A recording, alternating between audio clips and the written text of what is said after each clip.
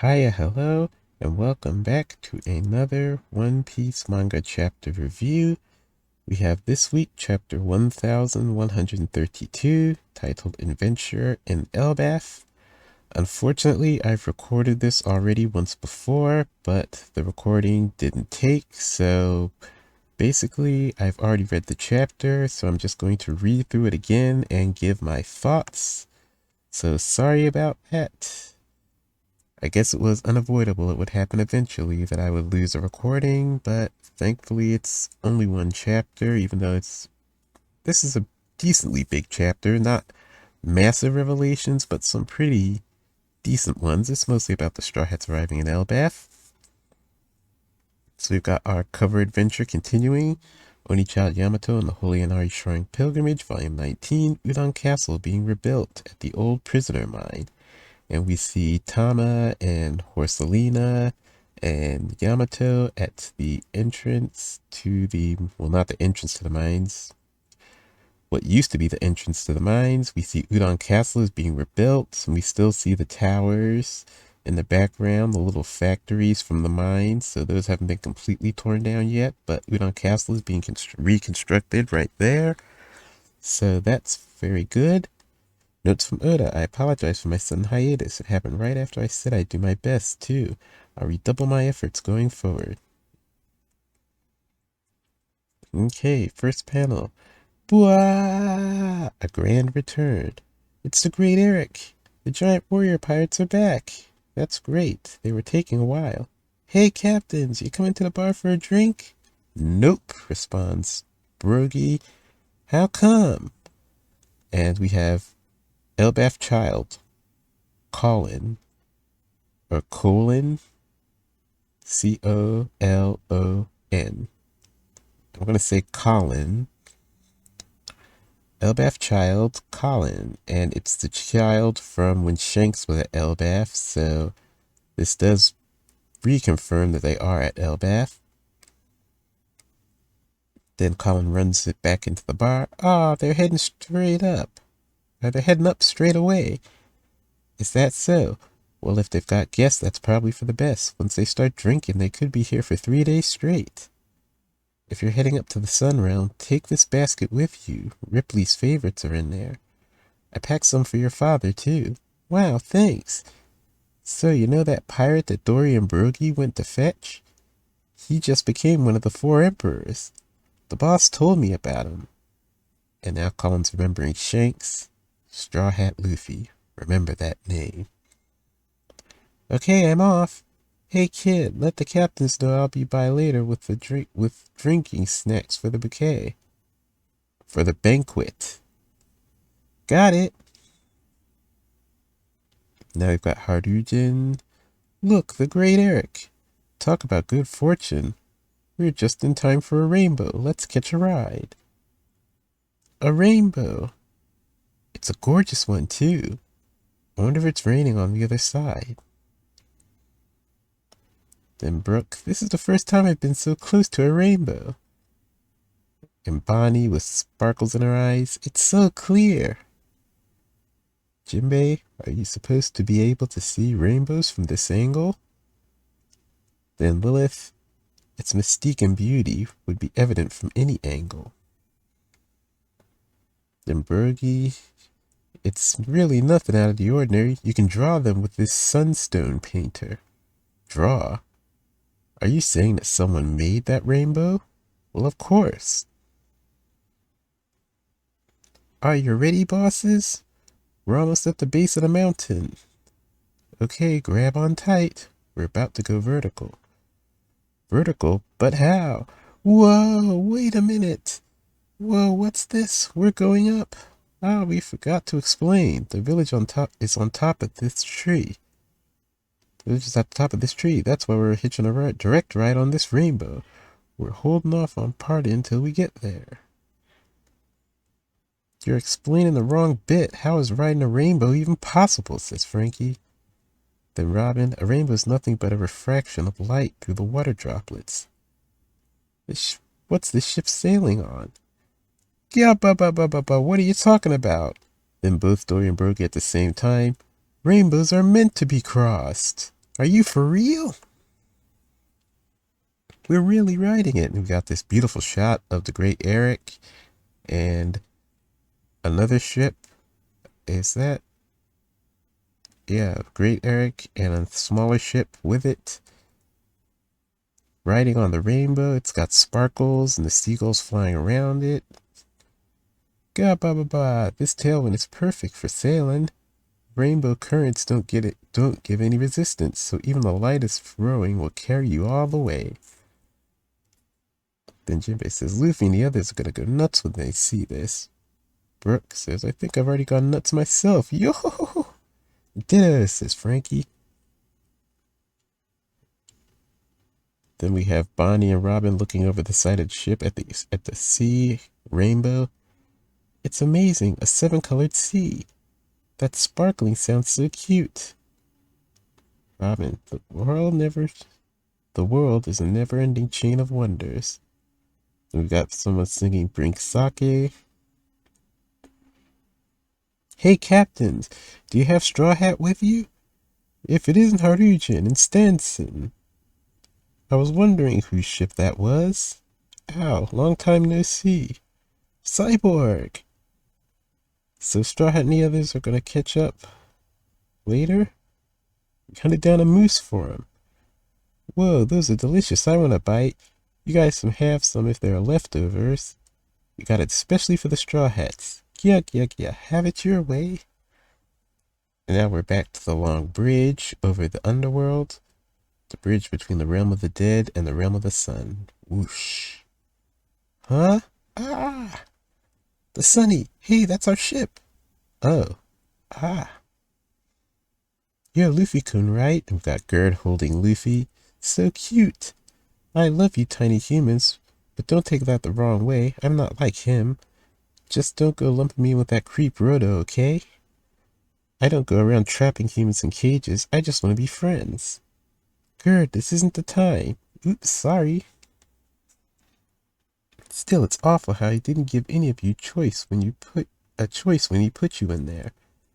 Believe me, I wouldn't associate at all with that freak if I had no choice. We're very sorry about all this. Oh, you're talking about that Skullface guy. Say, just now you came from the realm of the dead, right? But what were you doing down there? Did you fall? What? And then Luffy has a shocked face and he's remembering talking with Loki. Remember, our deal is a secret, so don't say a word about our meeting. Got it, Luffy? You know, ha ha. You're awfully sweaty, even though it's freezing out here. Anyway, I'm just glad you're okay. Elbaf, Realm of the Sun, 2nd level. There you are. It's time to come home, my precious live dolls. Tia!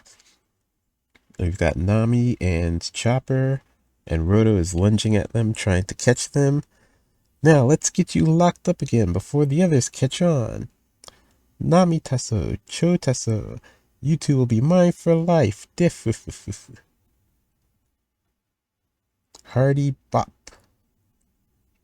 And then we've got Zoro, a tree branch falling on Roto and smashing him. Well, not a tree branch, this whole tree trunk. Zoro chopped the tree so that it fell over on Roto, blocking his path so he couldn't get to Nami and Chopper. Seriously, even animals don't fall for bait that obvious, says Nami. Then Usopp, Zoro, Sanji, you guys always overdo it. You didn't even lift a finger, says Zoro. And Sanji, alright, let's go check out this land of giants already. Damn you puny humans. He's here. And so are the Straw Hats. That voice, it's Gerd, Tasso. She must be here to save me. Yeah, right, Roto, you freaking weirdo. And then you got Gerd and Goldberg attacking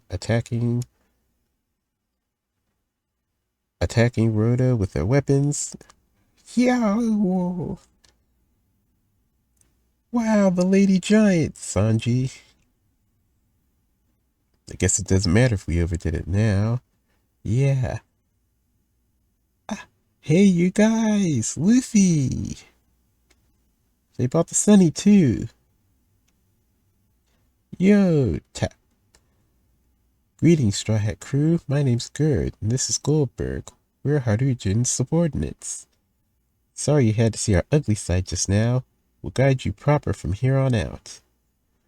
Oh, Gerd-chan will be my guiding star. Do you have any idea what we just went through?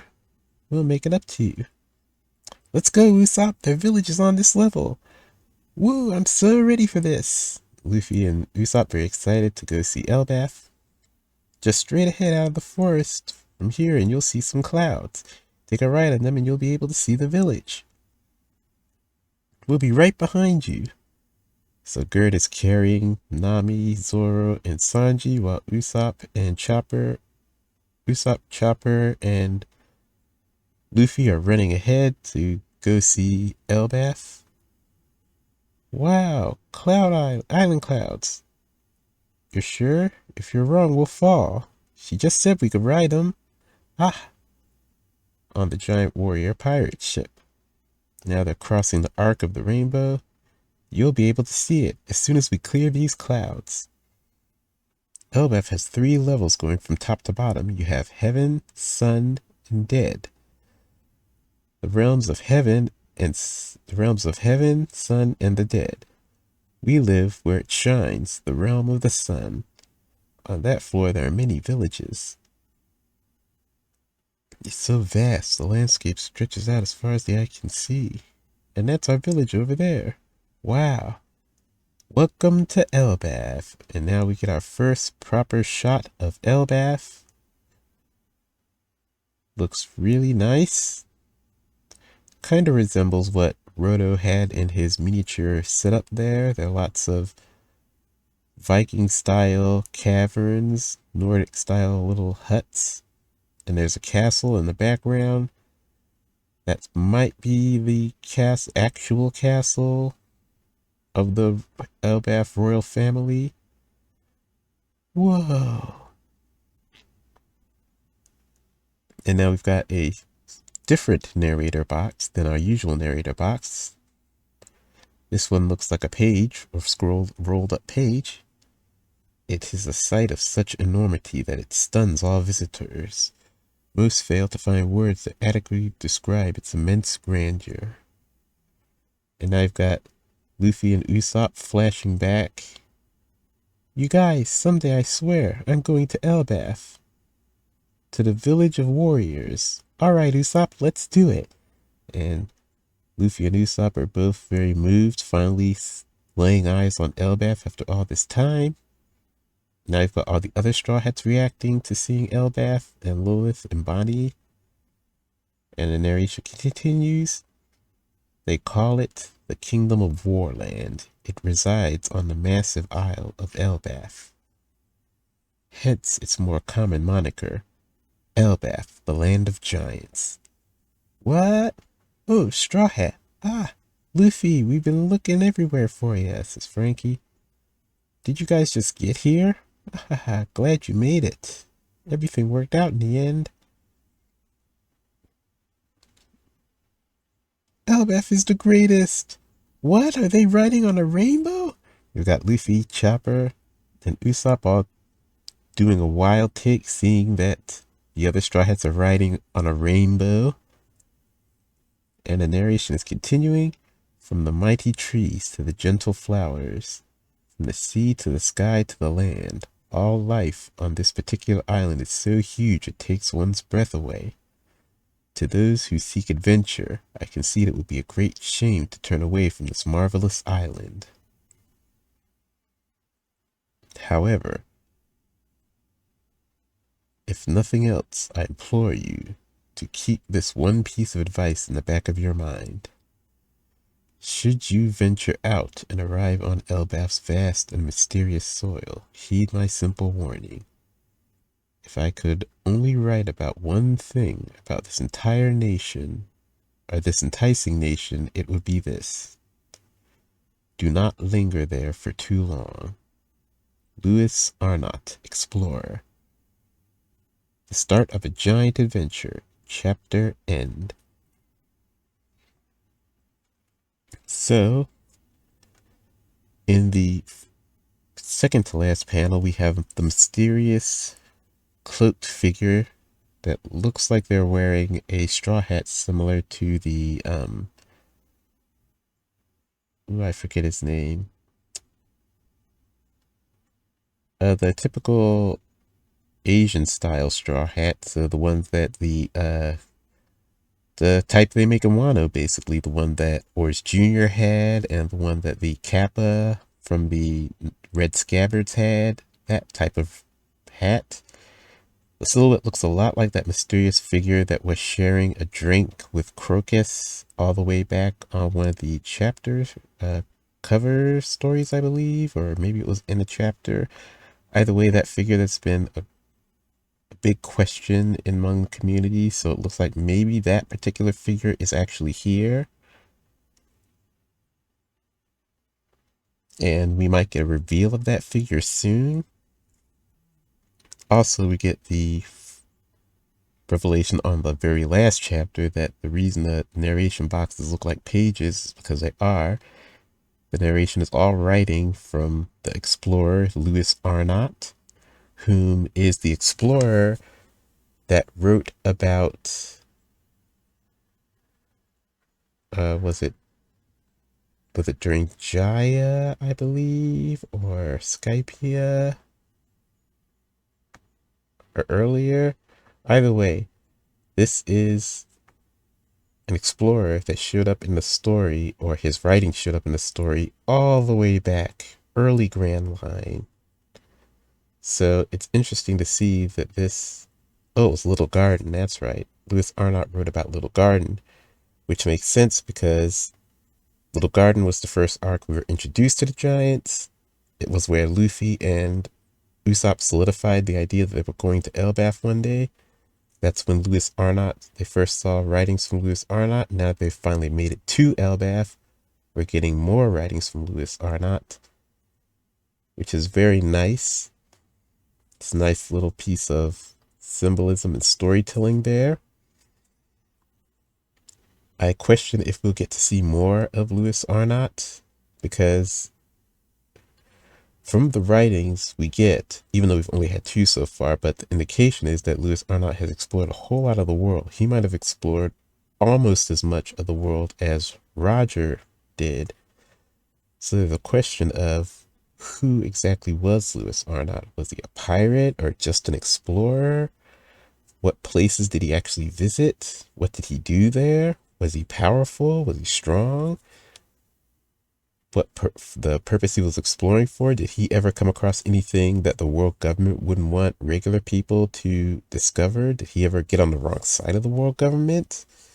There's a lot of questions about this character, even though he's not really a full-on proper character, but the fact that he seems so connected to Elbaf is a strange kind of indication that maybe it might be a possibility that there's more to him than just having written this book or these books. So this chapter was basically just the Straw Hats finally reuniting and arriving in Elbaf proper. One of the big things here is the revelation of this rainbow. And Broogie mentions that you can draw the rainbow with a sun painter stone. So immediately this brings up the concept of the sun god, the god of Elbaf. So it brings up the question, because these sun painter stones seem to be able to draw rainbows, which is something that should be impossible.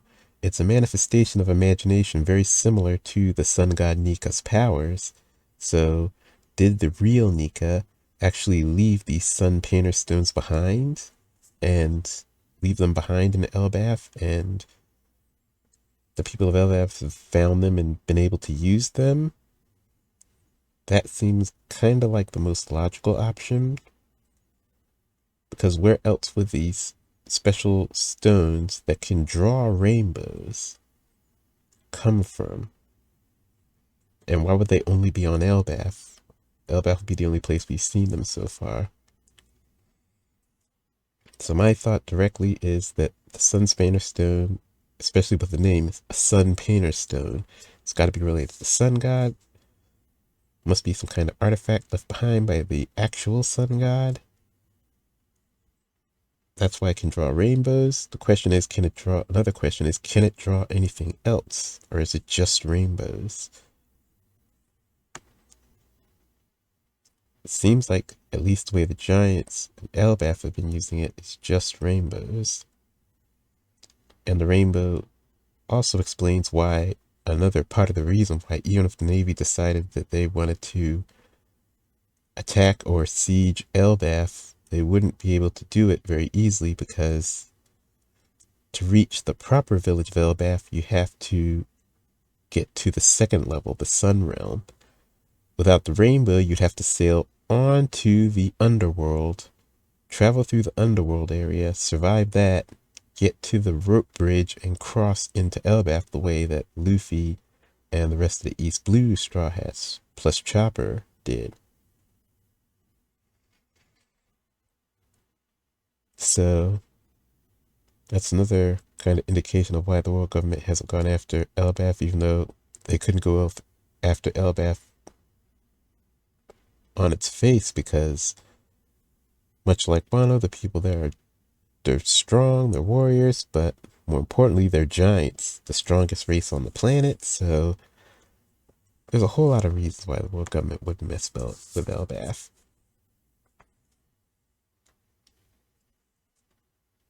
So we've got some more introduction of the rest of the new giant warrior pirates. We've got Gerd and Goldberg and Rodo, Stanson and Harujin himself. There's obviously going to be something going on with Loki, and the fact that Lewis Arnott left this warning about Elbaf indicates there is a threat on Elbaf. And I have to wonder if this threat has to be something more than just Loki and what Loki's been doing on Elbaf. So there's a question of what exactly is this threat? It has to be something that is... It has to be a threat that is something that is not only threatening to the humans, but it has to be threatening to giants as well. So it'll have to be quite the force. And it's hard to think of a force that could be threatening to the giants.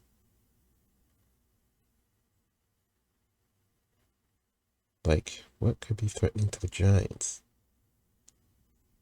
There's really not that much. Since this is the... Well, probably not the origin of the sun god Nika, but it seems to be the place where worship of the sun god Nika and knowledge relating to the sun god Nika is at the peak in the entire world. So this could be where we get, if it's possible, a revelation if there are other gods. Because there is that theory that there are other gods. Maybe there's evil gods. An evil god with an evil god devil fruit, which would be the zone devil fruit that Blackbeard eventually gets, following the theory that Blackbeard will end up with 3 devil fruits eventually.